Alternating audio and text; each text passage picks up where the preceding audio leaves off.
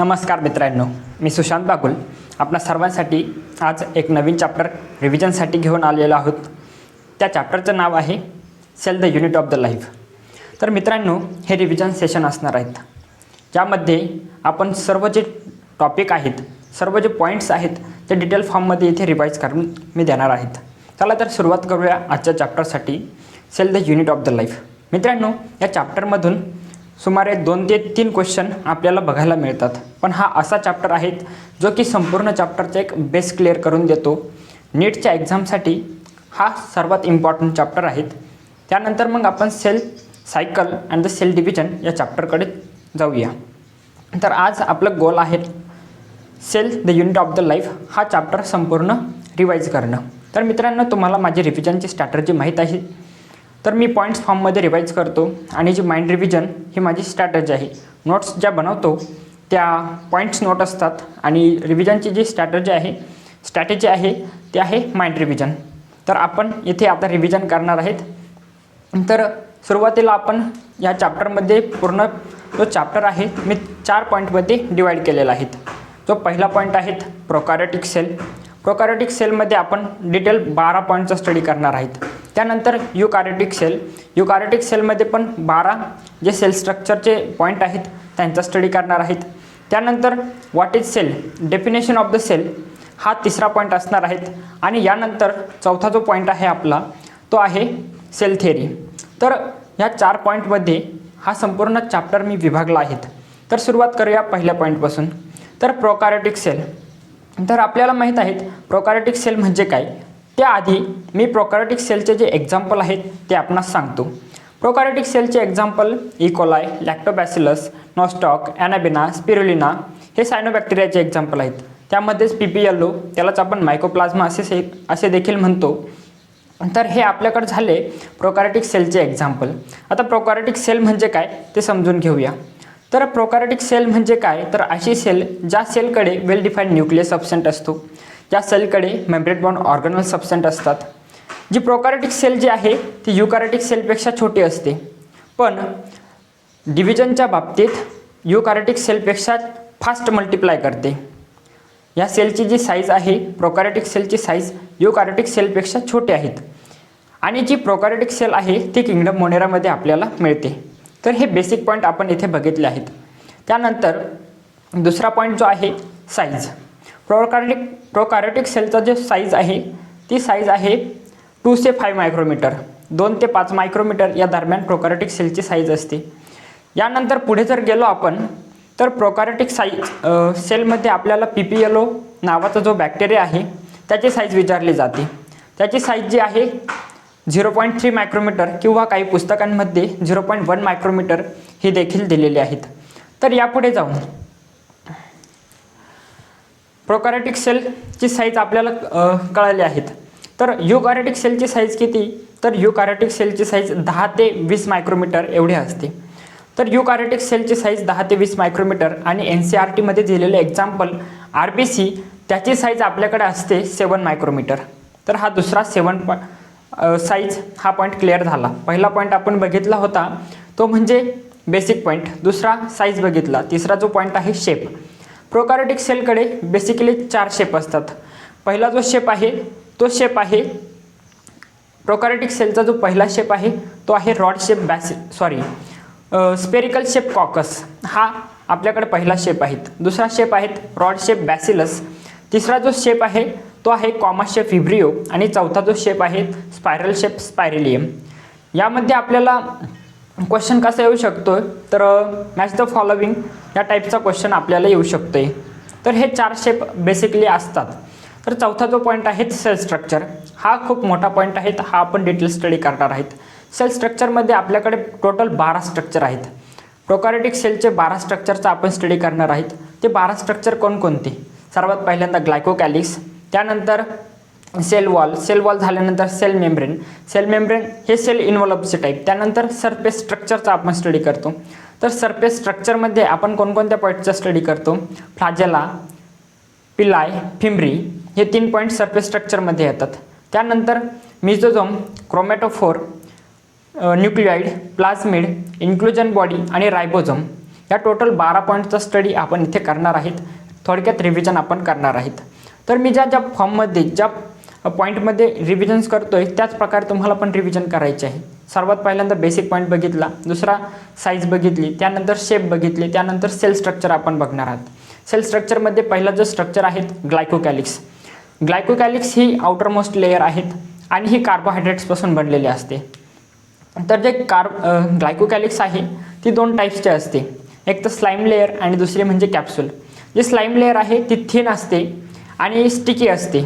Slimy असते, sticky असते, म्हणजे चिपचिपी असते, बरोबर. आणि कॅप्सूल जी आहे ती थिक लेयर असते, टफ लेयर असते. 1928मध्ये फ्रेडरिक ग्रिफिथ या शास्त्रज्ञाने स्ट्रेप्टोकॉकस नावाच्या बॅक्टेरियावर एक एक्सपेरिमेंट केला होता. तर त्या एक्सपेरिमेंटमध्ये 2 स्ट्रेन वापरले होते, आर स्ट्रेन आणि एस स्ट्रेन.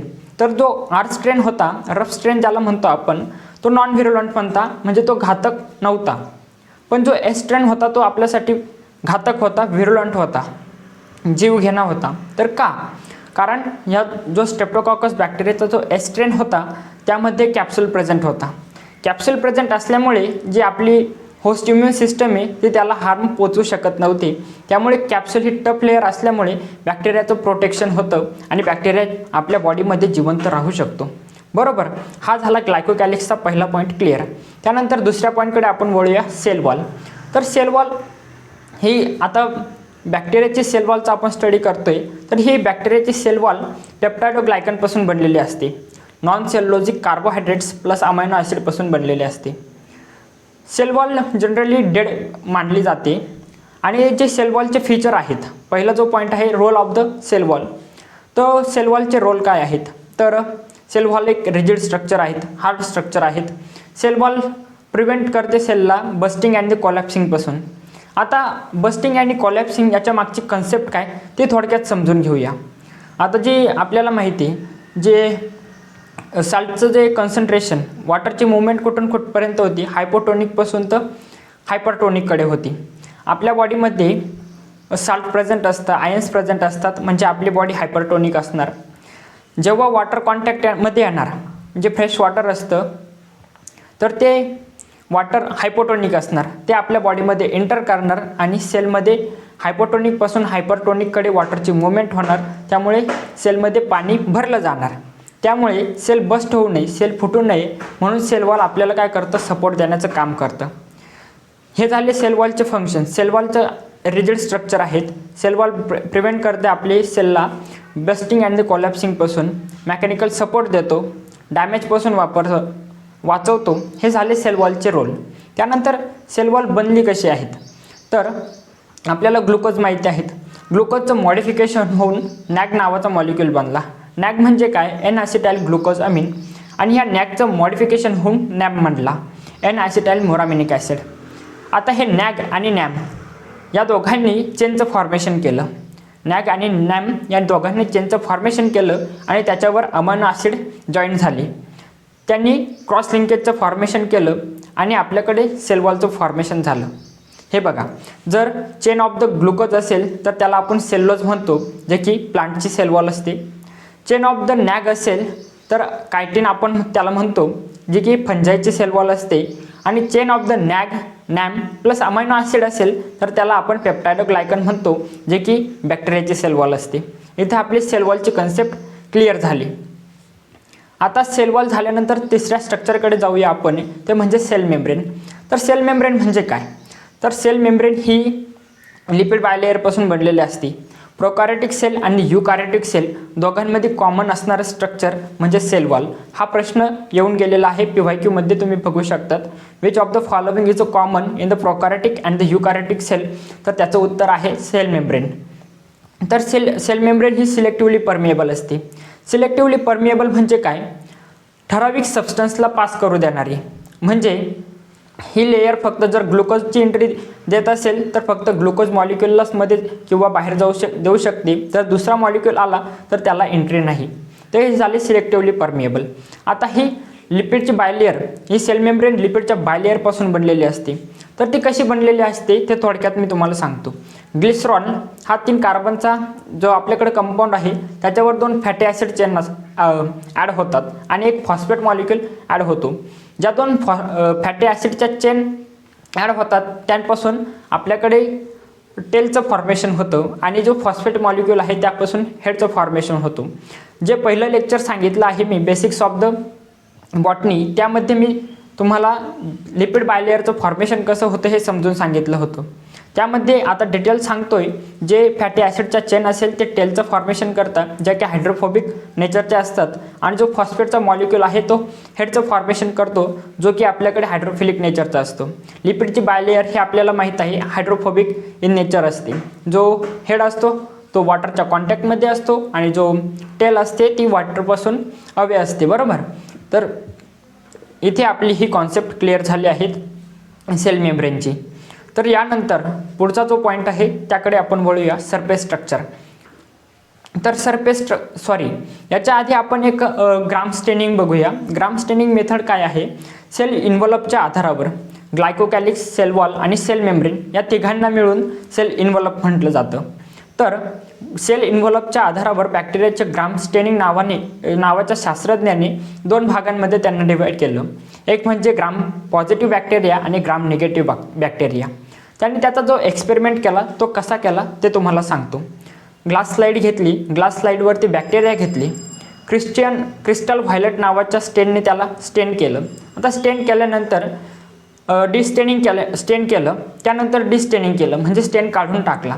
तर स्टेन काढून टाकल्यानंतर त्याला असं दिसलं की काही बॅक्टेरियांनी काय केलं, स्टेन तसा ठेवला आहे आणि काही बॅक्टेरियांनी स्टेन लूज केला आहे, काहींनी स्टेन रिटेन केला आहे, तर काहींनी स्टेन काढून टाकले. तर ज्या बॅक्टेरियांमध्ये स्टेन आढळला त्यांना आपण ग्राम पॉझिटिव्ह बॅक्टेरिया म्हणतो आणि ज्या बॅक्टेरियामधून स्टेन निघून गेला त्यांना आपण ग्राम निगेटिव्ह बॅक्टेरिया म्हणतो. तर ग्राम पॉझिटिव्ह बॅक्टेरियाचे एक्झाम्पल कोणते? तर आपल्याकडे क्लॉस्ट्रिडियम, फ्रँकिया, लॅक्टोबॅसिलस आणि मिझोझोम ज्या बॅक्टेरियाकडे स्पेशल स्ट्रक्चर प्रेझेंट असतं त्यांना आपण ग्राम पॉझिटिव्ह म्हणतो. आणि ग्राम निगेटिव्ह बॅक्टेरियामध्ये आपल्याकडे इकोला येतो, त्याच्यानंतर मायकोप्लाझ्मा आणि सायनोबॅक्टेरिया, पोरिन्स आणि पिलाय हे त्याच्याकडे स्पेशल स्ट्रक्चर प्रेझेंट असतात, त्यांना आपण ग्राम निगेटिव्ह बॅक्टेरिया म्हणतो. हे झालं आपल्याकडं सेल इन्व्हॉल्प कंप्लीट. त्यानंतर सरफेस स्ट्रक्चरकडे जाऊया. सरफेस स्ट्रक्चरमध्ये आपल्याकडे 3 पॉईंट येतात, फ्लाजेला, पिलाय आणि फिम्ब्री. तर फ्लाजेला म्हणजे काय? फ्लाजेला हे सिंगल सेलचं स्ट्रक्चर आहे, म्हणजे सिंगल सेलकडे हा प्रेझेंट असणार आहेत. हा फ्लाजेला जो आहे 3 कंपार्टमेंटपासून बनलेला असतो, basal body, hook and the filament. Flagella जो आहे तो फ्लाजेलिन प्रोटीनपासून बनलेला असतो. फ्लाजेलाचा मेन फंक्शन काय आहे? सेलला मूव्ह करणं. जी स्पर्म सेल माहीत असेल तुम्हाला, त्या स्पर्म सेलला मूव्ह करण्याचं जे काम आहे तो फ्लाजेला करतो. तर फ्लाजेलाचं काम काय आहे? सेलला मूव्ह करण्याचं काम. ओके, तर हे झाले फ्लाजेलाचे फंक्शन. आता डिफरंट बॅक्टेरियामध्ये डिफरंट फ्लाजेला प्रेझेंट असू शकतात. जर एकच फ्लाजेला प्रेझेंट असेल तर त्याला आपण मोनोट्रायकस म्हणतो. जर दोन्ही बाजूला, सेलच्या दोन्ही बाजूला एक फ्लाजेला प्रेझेंट असेल तर त्याला आपण ॲम्फिट्रायकस म्हणतो. जर सेलच्या एकाच बाजूला खूप सारे फ्लाजेला प्रेझेंट असेल तर त्याला आपण सिफेलोट्रायकस म्हणतो. जर सेलच्या दोन्ही बाजूला, जसे की स्पायरिलियम बघितलं असेल तुम्ही NCERTमध्ये, तर दोन्ही बाजूला जर फ्लाजेला प्रेझेंट असेल तर त्याला आपण लोफोट्रायकस म्हणतो. आणि सेलच्या जर चारी बाजूनं संपूर्ण सेलवरती फ्लाजेला प्रेझेंट असेल तर त्याला आपण पेरिट्रायकस म्हणतो, जे की इकोलायमध्ये आपण आढळतो. आणि काही सेलमध्ये फ्लाजेलाच अब्सेंट असतो तर त्याला आपण नॉन मोटाईल म्हणतो. त्याचे एक्झाम्पल आहे कॉकस झाल्यानंतर आपल्याकडे जो सायनोबॅक्टेरिया आणि PPLO आहे यांच्याकडे फ्लाजेला अब्सेंट आहे. इथून क्वेश्चन येण्याची शक्यता आहे, हे पॉईंट तुम्हाला लक्षात ठेवायचे आहे. आता फ्लाजेला झाल्यानंतर आपण 5व्या स्ट्रक्चरकडे जाऊया, तो म्हणजे पिलाय. तर पिलाय जो आहे तो पिलिन प्रोटीनपासून बनलेला आहे. तो जो पिलाय आहे तो ट्युब्युलर शेपमध्ये असतो. त्याचं फंक्शन काय? सेक्शुअल रिप्रोडक्शनमध्ये हेल्प करणं. जे पिलाय आहे पिलायचं फॉर्मेशन करणं, त्यामधून कॉन्ज्युगेशन ट्यूबचं फॉर्मेशन होतं.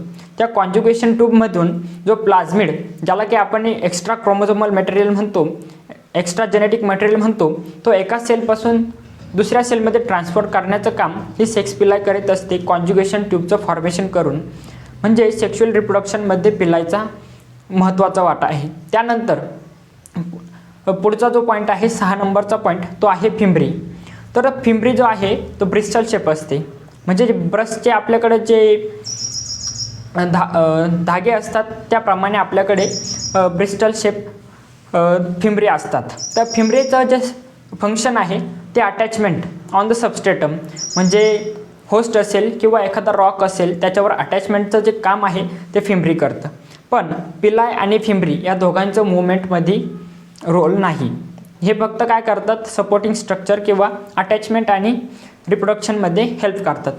इथे आपले 6 पॉईंट क्लिअर झाले आहेत. त्यानंतर पुढच्या पॉईंटकडे आपण वळूया, तो म्हणजे मेसोझोम. जास्त करून नीटमध्ये क्वेश्चन जे आले असेल ते मेसोझोमवरती आलेले आहे.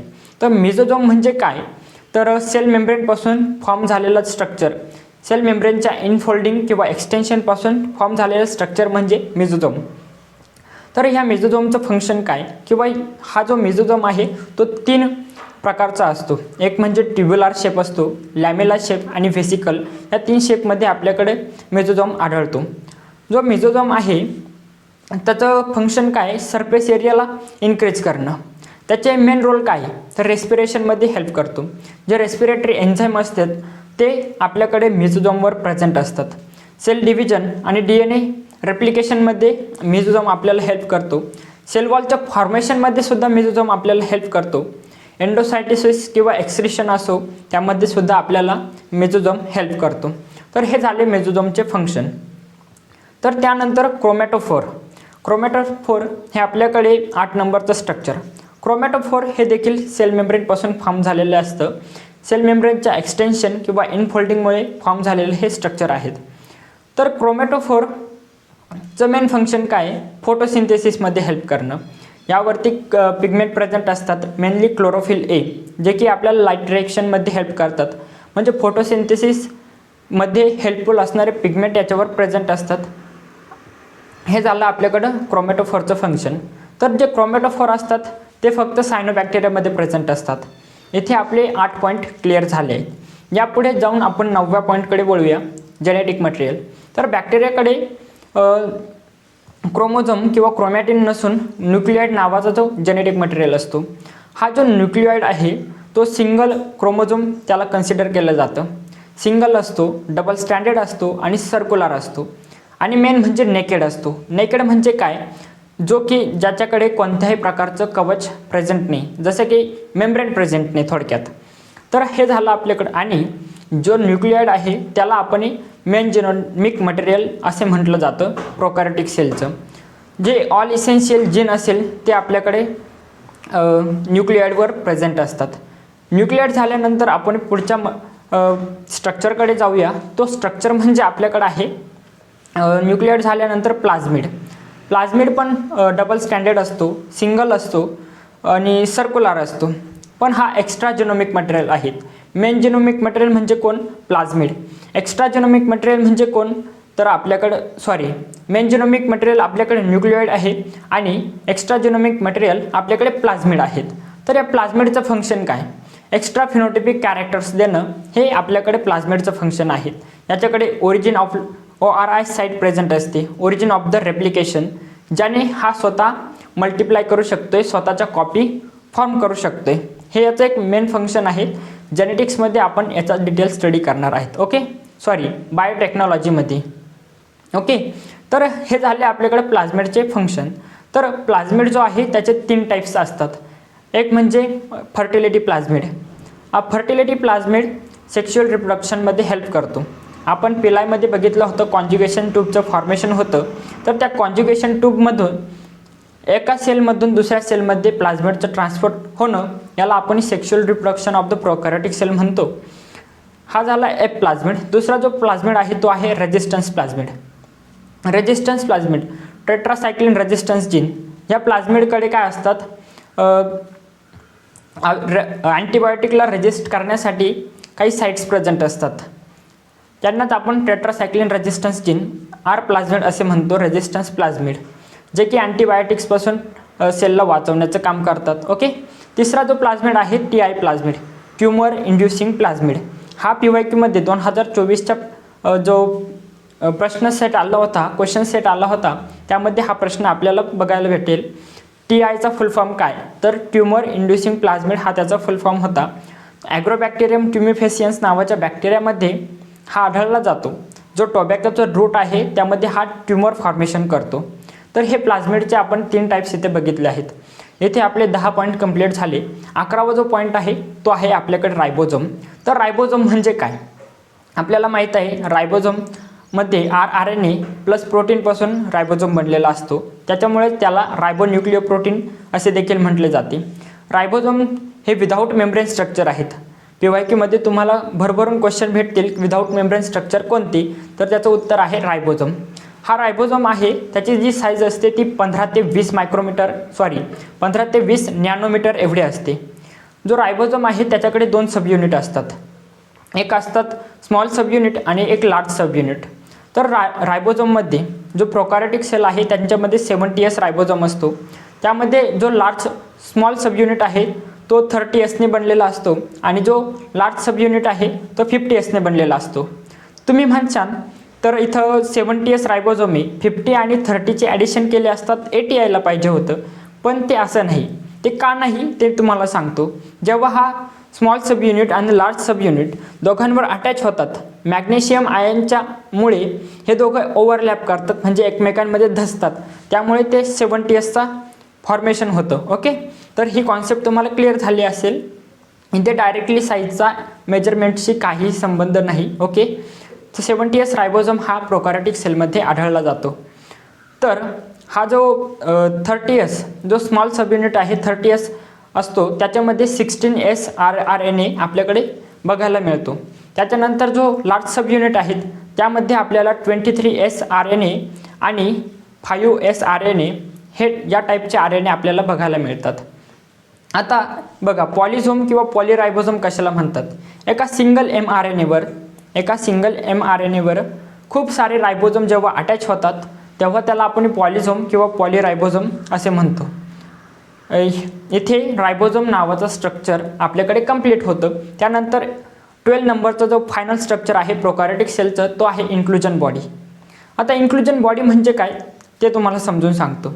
आपल्याला युकॅरियोटिक सेल म्हणजे जे युकॅरियोटिक सेल आहे त्यांच्याकडे मेम्ब्रेन बाउंड ऑर्गनल्स प्रेझेंट असतात, जे फूड मटेरियल असतात ते स्टोअर करण्यासाठी, जसे की व्हॅक्यूल. ओके, तर प्रोकॅरियोटिक सेलकडे मेम्ब्रेन बाउंड ऑर्गनल्स अब्सेंट असतात, त्यामुळे ते फूड स्टोअर करू शकणार नाहीत. मग त्यांनी फूड स्टोअर करायचं तरी कसं? मग त्यासाठी इन्क्लुजन बॉडी नावाचं स्ट्रक्चर असतं, जे की इनसॉल्युबल फॉर्ममध्ये असतं. आता इनसॉल्युबल फॉर्ममध्ये प्रेझेंट राहण्याचं कारण काय? जर इनसॉल्युबल फॉर्ममध्ये असेल तर कमी जागेमध्ये ते बसू शकतात. तर ग्रॅन्युलर स्ट्रक्चर असतं, इनसॉल्युबल फॉर्ममध्ये प्रेझेंट असतं, त्यामध्ये ते काय करतं? फूड मटेरियल स्टोअर करतं, कन्झर्व करतं. तर कोणकोणत्या टाईपचे आपल्याकडे प्रेझेंट आहेत इन्क्लुजन बॉडी ते बघूया. ग्रॅन्युअल प्रेझेंट आहेत ते बघूया. सर्वात पहिल्यांदा म्हणजे फॉस्फेट ग्रॅन्युअल, जो की फॉस्फरस स्टोअर करतो. सल्फर ग्रॅन्युअल, जो की सल्फर स्टोअर करतो.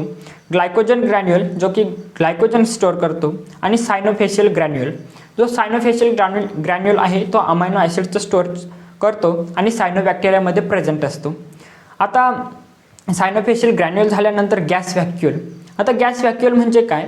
तर या गॅस व्हॅक्यूलकडे प्रोटीनची लेअर प्रेझेंट असते, जे की फक्त ग्रीन सल्फर बॅक्टेरिया आणि पर्पल सर्पल बॅक्टेरिया आणि सायनोबॅक्टेरिया या तिघांमध्येच प्रेझेंट असते.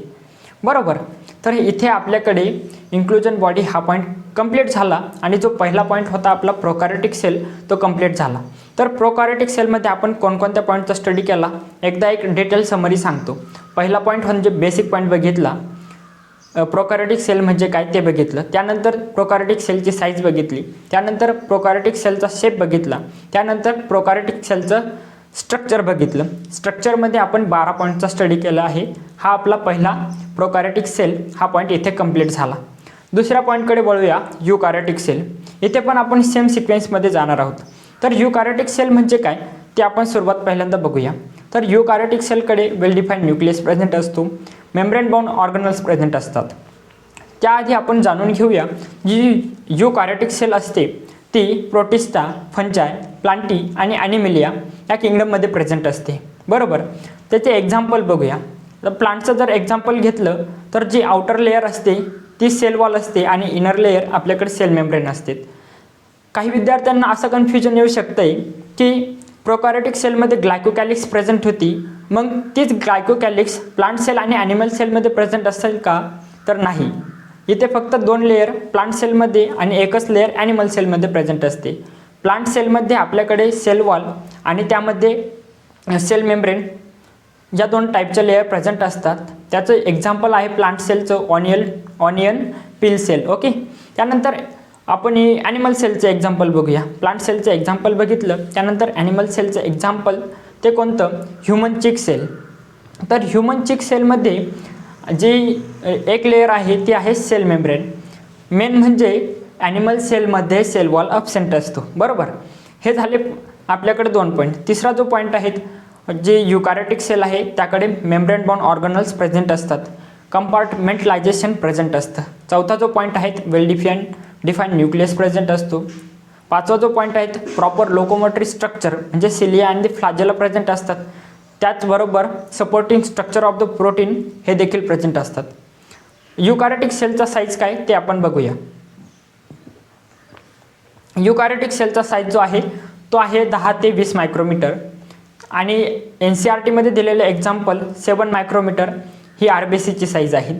त्यानंतर प्रोकॅरियोटिक सेलची साईज परत एकदा सांगतो, 2 ते 3 मायक्रोमीटर एवढे असते आणि PPLOची साईज, त्याला काही आपण मायकोप्लाझ्मा म्हणतो, त्याची साईज 0.3 मायक्रोमीटर एवढे असते, बरोबर. इथे झाल्यानंतर हे कंप्लीट झाल्यानंतर आपण पुढे जाऊया. 7वा पॉईंट जो आहे शेप. आता इथे 6 स्ट्रक्चर दिले आहेत, 6 जे सेल दिलेले आहेत त्यांचा आपण शेप बघणार आहोत. सर्वात पहिल्यांदा म्हणजे RBCचा जो शेप असतो राऊंड अँड द बायकॉन्केव हा असतो. WBCचा अमिबॉइड शेप. अमिबॉइड शेप म्हणजे काय? फिक्स शेप नाहीच आहे. WBC जे आहे तिच्याकडे फिक्स शेप नाही आहे. WBCचे खूप सारे पार्ट्स असतात किंवा टाईप्स असतात, 4 ते 5 टाईप असतात. त्यांचा वेगवेगळा शेप आहे, म्हणजे त्यांचा फिक्स शेप नाही, त्यामुळे त्याला अमिबॉइड शेप म्हटलं जातं. मिझोफिल सेल कोणती? जी लिपमध्ये प्रेझेंट असते, प्लांटमध्ये प्रेझेंट असते, तिचा राऊंड अँड द ओव्हल असा शेप असतो. त्यानंतर nerve cell, long and the branch हा तिचा शेप असतो. त्यानंतर इपिथेलियल सेल जे असते, cuboidal epithelial, long and the narrow हा तिचा शेप असतो.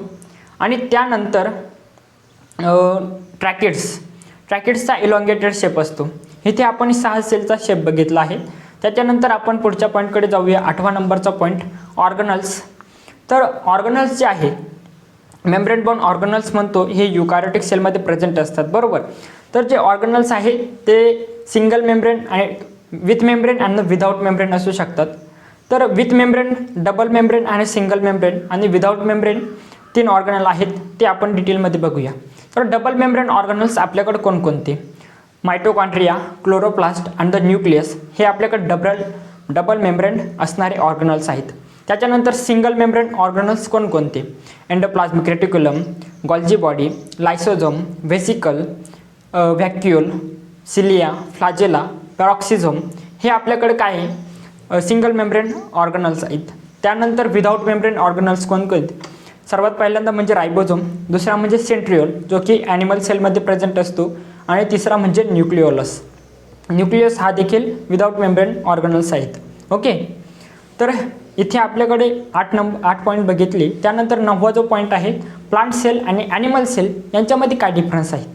जे प्लांट सेल आहेत आपल्याकडे, तर प्लांट सेलकडे सेल वॉल प्रेझेंट असणं हे त्याचं मेन फीचर आहे, आणि ॲनिमल सेलकडे सेल वॉल अब्सेंट आहेत. तर इथे आपले हे पॉईंट कंप्लीट झाले. प्लांट सेल काय आहे? प्लांट सेलकडे आपल्याकडे सेल वॉल प्रेझेंट आहेत. सेल वॉल प्रेझेंट झाल्यानंतर सेल वॉल व्हॅक्युअल प्रेझेंट आहेत. व्हॅक्युअल प्रेझेंट आहे, त्याबरोबर क्लोरोप्लास्ट प्रेझेंट आहे. आणि ॲनिमल सेलकडे व्हॅक्युअल पण अब्सेंट आहे. व्हॅक्युअल अब्सेंट, त्याबरोबरच क्लोरोप्लास्ट अब्सेंट आहेत आणि सेल वॉल अब्सेंट आहेत. पण ॲनिमल सेलकडे सेंट्रिओल प्रेझेंट आहेत, जो की प्लांट सेलकडे ॲब्सेंट आहेत. इथे आपण कॉमन डिफरन्स बघितला प्लांट सेल आणि ॲनिमल सेलमध्ये. याच्या पुढे जाऊन आपण सुरुवात करूया डिटेल जे स्ट्रक्चर आहेत त्यांचा स्टडी करण्यासाठी. तर सर्वात पहिल्यांदा जो स्ट्रक्चर आहे आपल्याकडे तो आहे सेल मेम्ब्रेन. तर पहिला स्ट्रक्चर आहे, बरोबर. तर सेल मेम्ब्रेनचा इथे आपण डिटेल स्टडी करणार आहेत. त्यामध्ये आपल्याकडे टोटल 6 पॉईंट आहेत. पहिला जो पॉईंट आहे बेसिक पॉईंट, दुसरा स्ट्रक्चर, तिसरा जो पॉईंट आहे त्यामध्ये डिटेल इन्फॉर्मेशन, त्याच्यानंतर बायोकेमिकल ॲनालिसिस, 5 नंबरचा पॉईंट आहेत models of the cell membrane, 6 नंबरचा पॉईंट आहेत ट्रान्सपोर्ट अक्रॉस द मेम्ब्रेन. हे पॉईंट का सांगतोय मी तुम्हाला, कारण पॉईंटनुसार तुम्हाला लक्षात राहील की ह्या पॉईंटमध्ये किती पॉईंट होते आणि प्रत्येक पॉईंट आपण एक हेडिंग देऊन मग सब हेडिंगचा आपण स्टडी करतोय. तर कोणत्या पॉईंटमध्ये किती पॉईंट आहेत याचा एक डिटेल आपल्याकडे मॅप बनतो, माइंडमध्ये मॅप बनतो. आपण बघितलं असेल खूप सारे शिक्षक जे असतील ते मॅप किंवा आपण जे म्हणतो ना ट्रीचा वापर करतो. तर त्याच प्रकारे मी इथं पॉईंट नोट्सचा वापर करून इथे आपल्याला रिव्हिजन करून देत आहेत. तर जो पहिला पॉईंट आहे बेसिक. तर बेसिक म्हणजे काय, आता सेल मेम्ब्रेन आपण बघितले असेल, जे आउटरमोस्ट लेयर ती सेल मेम्ब्रेन आहेत. ओके, सॉरी, सेल मेम्ब्रेन ही लिपिड बायलेयरने बनलेली असते. सेल मेम्ब्रेन प्रोकॅरियोटिक सेल आणि युकॅरियोटिक सेलमध्ये असणारं एक कॉमन स्ट्रक्चर आहेत. हे झालं बेसिक पॉईंट, सर्व ॲनिमल्समध्ये प्रेझेंट असते. दुसरा पॉईंट स्ट्रक्चर बघूया. आता जो सेल मेम्ब्रेन आपल्याला स्टडी करायचा होता, तर तो स्टडी करण्यासाठी आपल्याला सेलमध्ये वेगवेगळे ऑर्गनल्स प्रेझेंट असतात. ऑर्गनल्स प्रेझेंट असणार, त्यांच्याकडे वेगवेगळ्या लेयर प्रेझेंट असणार. मग आपल्याला असा एक ऑर्गनल्स पाहिजे होता, अशी एक सेल पाहिजे होती की ज्यामध्ये फक्त सेल मेम्ब्रेन असणार आहे. तर असा ऑर्गनल्स आपल्याकडे जो भेटला, अशी सेल आपल्याकडे भेटली ती म्हणजे RBC. RBCकडे मेम्ब्रेन बाउंड ऑर्गनल्स अब्सेंट असतात. त्यामुळे जर आपण त्या मेम्ब्रेनला कट केलं तर आपल्याला फक्त सेल मेम्ब्रेनच भेटेल. त्यामुळे सर्वात सिंपल म्हणून आपण RBCवर याचा स्टडी केलेला आहे. RBCला डिस्ट्रॉय केलं आणि त्याच्यावरती स्टडी केला. तर डिस्ट्रॉय केल्यानंतर आपल्याला काय काय आढळलं, RBCला डिस्ट्रॉय केल्यानंतर आपल्याला असं आढळलं की RBC जे सेल मेम्ब्रेन आहे ते लिपिडच्या बायलेअरपासून बनलेले आहेत. लिपिडची बायलेअर काय असते तुम्हाला मी आधी पण समजून सांगितलं आहे. तर 2 लिपिडच्या लेयर फॉर्मेशन करणं त्यालाच लिपिड बायलेअर म्हणतो. जी लिपिडची बायलेअर आहे ती फॉस्फोलिपिडपासून बनलेली आहे. त्याचं एक्झाम्पल आहे लेसिथिन. म्हणजे त्या लिपिडचं जे नाव आहे ते फॉस्फोलिपिड आहेत. ओके, त्यानंतर पुढचा जो पॉईंट बघूया, जी लिपिडची लेयर आहे ती बायलेअरच्या फॉर्ममध्ये अरेंज झालेले आहेत. जो हायड्रोफिलिक पार्ट असेल, हायड्रोफिलिक पार्ट कोणता आहे, हेड, तो वॉटरच्या कॉन्टॅक्टमध्ये असतो. जो हायड्रोफोबिक पार्ट म्हणजे टेल, वॉटरपासून अवे असतो, बरोबर. तर या फॉर्ममध्ये जी लिपिडची बायलेअर असते ती अरेंज असते. पहिला जे लेक्चर सांगितलं आहे बेसिक्स ऑफ द बॉटनी, त्यामध्ये मी डिटेल तुम्हाला समजून सांगितलं आहे. यापूर्वी प्रोकॅरियोटिक सेलमध्ये देखील सांगितलं आणि आत्ता पण सांगितलं आहे. ओके, तर इथे 3 पॉईंट आपण क्लिअर केले. चौथा जो पॉईंट आहे बायोकेमिकल ॲनालिसिस. आपण फक्त RBCला डिस्ट्रॉय करून इथे आपल्याला समजलं की जी लेयर आहे ती लिपिडच्या बायलेअरनी बनलेली. पण बायोकेमिकल ॲनालिसिस डिटेल स्टडी केली आपण. त्यानंतर आपल्याला असं समजलं की जी लिपिडची बायलेअर आहे ती फक्त लिपिडपासून न बनता कोलेस्ट्रॉल या अनदर लिपिडपासून देखील बनलेले आहेत. म्हणजे फॉस्फोलिपिड आणि कोलेस्ट्रॉल हे 2 टाईपचे लिपिड आपल्याकडे सेल मेम्ब्रेनमध्ये प्रेझेंट असतात. त्यानंतर प्रोटीन पण प्रेझेंट असतात. फक्त लिपिड प्रेझेंट नसून प्रोटीन पण प्रेझेंट असतात. Integral protein and the peripheral protein हे 2 टाईपचे आपल्याकडे प्रोटीन प्रेझेंट असतात. आता इंटेग्रल प्रोटीन म्हणजे काय, integral protein on the is of the extraction, म्हणजे मेम्ब्रेनमधून प्रोटीनला कसं बाहेर काढू शकतो या आधारावर आपल्याकडे प्रोटीनचे 2 टाईप्स आहेत, peripheral protein and the integral protein. जर सेल मेम्ब्रेनमध्ये प्रोटीन पूर्णपणे बसलेलं असेल, जसे की चॅनल आणि रिसेप्टर असतात, त्यांना आपण इंटेग्रल प्रोटीन असे म्हणतो. फुल्ली किंवा पार्शली बरीड असा त्याच्यासाठी शब्द उल्लेखण्यात आलेला आहे. त्यानंतर पेरिफेरल प्रोटीन, जी लिपिडची बायलेअर असेल त्या लिपिडच्या बायलेअरच्या भोवताली जर आपल्याकडे प्रोटीन प्रेझेंट असेल तर त्याला पेरिफेरल प्रोटीन म्हणतो. जसे की मायटोकॉन्ड्रियामध्ये F1 पार्टिकल, F1 प्रोटीन जो असतो तो आपल्याकडे पेरिफेरल प्रोटीन आहेत, बरोबर. हा आपल्याकडे 2 पॉईंट क्लिअर झाले. यामधला तिसरा जो पॉईंट आहे डिटेल स्टडीमधला प्रोटीनमधला, जेव्हा जी प्रोटीनची लेयर आहे लिपिड बायलेयर आहे, तर लिपिडवरती जेव्हा जर शुगर अटॅच झाली तर त्याला आपण ग्लायकोलिपिड म्हणतो. आणि जर प्रोटीनवरती शुगर अटॅच झाली तर त्याला आपण ग्लायकोप्रोटीन म्हणतो. तर आता आपल्याला काय काय कळालं, जी सेल मेम्ब्रेन आहेत त्याच्यामध्ये लिपिड प्रेझेंट असतो, फॉस्फोलिपिड आणि कोलेस्ट्रॉल हे 2 टाईपचे लिपिड प्रेझेंट आहेत. प्रोटीन पण प्रेझेंट असतात. इंटेग्रल प्रोटीन आणि द पेरिफेरल प्रोटीन हे 2 टाईपचे आपल्याकडे प्रोटीन प्रेझेंट असतात. आणि अदर सबस्टन्समध्ये ग्लायकोप्रोटीन आणि द ग्लायकोलिपिड हे प्रेझेंट असतात. तर प्रोटीनचं जे कन्सन्ट्रेशन आहेत ते 40% आहेत. लिपिड जे आहेत ते 40% आहेत. प्रोटीन जे आहे ते 52% आहेत आणि अदर मटेरियल ते 8% आहेत. आता तुम्हाला असा क्वेश्चन येऊ शकतो की लिपिड आणि प्रोटीनचं हे कन्सन्ट्रेशन ठरलेलं आहे का? नाही. लिपिड जर वाढले तर प्रोटीन कमी होऊ शकतात, प्रोटीन जर वाढले तर लिपिड कमी होऊ शकतात, असं कन्सन्ट्रेशन व्हॅरी होऊ शकतं. तर इथे आपण 4 पॉईंटचा स्टडी केला. 5वा जो पॉईंट आहे तो आहे मॉडेल्स. आता सेल मेम्ब्रेनचा स्टडी करायचा होता तर वेगवेगळ्या शास्त्रज्ञांनी याच्यावरती स्टडी केला आणि प्रत्येकाने आपलं मॉडेल दिलं. ओके, जसे की आपल्याला जर एखादं मोठं प्रोजेक्ट करायचा असेल त्यासाठी आपण एका छोटंसं मॉडेल बनवतो आणि ते प्रेझेंट करतो. त्याच प्रकारे प्रत्येक शास्त्रज्ञाने आपलं एक मॉडेल बनवलं. तर सर्वात पहिल्यांदा जे शास्त्रज्ञ होते डॅनियल डॅव्हिसन, या शास्त्रज्ञाने फायब्रस प्रोटीन जे लिपिडचे बायलेयर आहे ती प्रेझेंट असते आणि तिच्या भोवताली फायब्रस प्रोटीन प्रेझेंट असतात. ग्लोब्युलर प्रोटीन प्रेझेंट असतात. हे सांगितलं डॅनियल डॅव्हिसननी. दुसरा जो शास्त्रज्ञ होता तो होता रॉबर्टसनने असं सांगितलं की लिपिडची बायलेयर प्रेझेंट असते. सेल मेम्ब्रेन जी आहे त्याच्यामध्ये लिपिडची बायलेयर प्रेझेंट असते आणि फायब्रस प्रोटीन त्याच्या सभोवताली प्रेझेंट असतात. हे रॉबर्टसनने सांगितलं. तिसरं जे मॉडेल आहे ते आहे सिंगर आणि निकोलसन यांचं मॉडेल, जे की आपल्याला डिटेलमध्ये स्टडी करायचं आहे. 1972मध्ये त्यांनी हे मॉडेल दिलं, क्वासी-फ्लुइड नेचर. या मॉडेलचं जे नाव होतं फ्लुइड मोझाईक मॉडेल, हे मॉडेलचं नाव होतं. त्यांनी काय सांगितलं, सेल मेम्ब्रेन जे आहे ते लिपिडच्या बायलेअरपासून बनलेले आहे, प्लस याच्यामध्ये प्रोटीन प्रेझेंट आहेत. पण हे प्रोटीन जे आहे ते लॅटरली मूव्ह करू शकतात. जे सेल मेम्ब्रेन आहेत त्यामध्ये ते लॅटरली मूव्ह करू शकतात. ह्या लॅटरली मूव्ह करण्याच्या ॲबिलिटीलाच त्यांनी फ्लुइडिटी असं नाव दिलं. आता जी मेम्ब्रेन आहे ती कशी असते, ती क्वासी-फ्लुइड नेचरची असते. क्वासी-फ्लुइड म्हणजे काय, सेमी फ्लुइड म्हणजे चिपचिपी असते. त्यामुळेच हे प्रोटीन त्याच्यामुळे मध्ये काय मूव्ह करू शकतात, लॅटरली मूव्ह करतात, हॉरिझॉन्टली नाही. ओके, आता जे क्वासी-फ्लुइड नेचर आहे मेम्ब्रेनचं तर ते काय एक्सप्लेन करतं. त्यांनी सांगितलं की क्वासी-फ्लुइड जे नेचर आहे ते सेलची ग्रोथ पण आपल्याला सांगतं. सेल डिवाइड कशी होती, रिप्रोड्यूस कशी होती तेच एक्सप्लेन करतं. त्यानंतर आता प्लांट सेलमध्ये प्लाझ्मोडेस्माटा असतात. सेल टू सेल कनेक्शनसाठी प्लाझ्मोडेस्माटा असतात. पण ॲनिमल सेलकडे प्लाझ्मोडेस्माटा ॲब्सेंट आहे. प्लाझ्मोडेस्माटा काय असतं ते मी तुम्हाला डिटेलमध्ये नंतर सांगेलच. एक सायटोप्लाझ्मिक कनेक्शन, त्याला आपण प्लाझ्मोडेस्माटा म्हणतो. थोडक्यात एवढं समजून घ्या.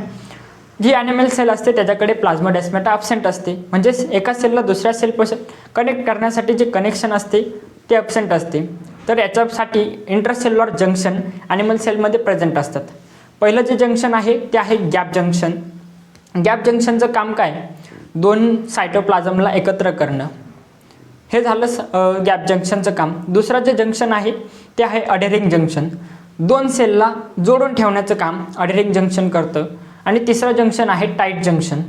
ह्या 2 सेलच्या मधून एखादा सबस्टन्स मूव्ह करू नये म्हणून ह्या सेलला टाईट पकडून ठेवण्याचं काम टाईट जंक्शन करतं.